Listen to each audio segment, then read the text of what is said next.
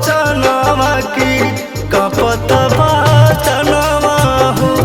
आदित्य सुने लीना हमरो बचनवा की कपत बातनवा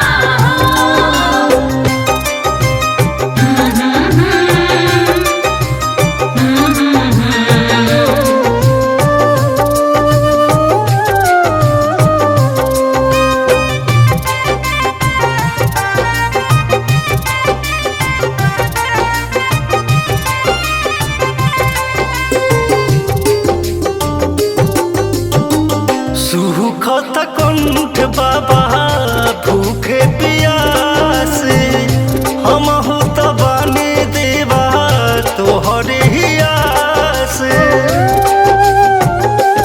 ओहो सुखत कंठ बाबा भूखे प्यासे हम हो तबाने देवा तोहरे हियासे। कहवा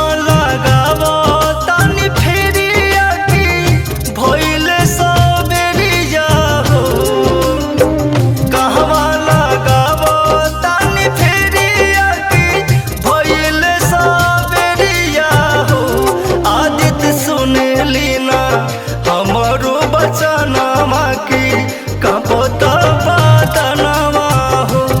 आदित्य सुने लीना हमरो बचनवा की कपत बातनवा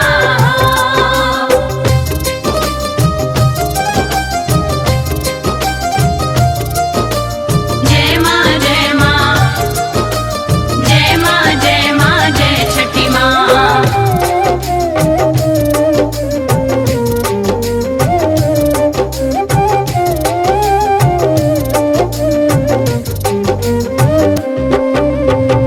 राहुल परवाना पर दया बरसाई आपन किरनिया बाबा जल्दी देखाई।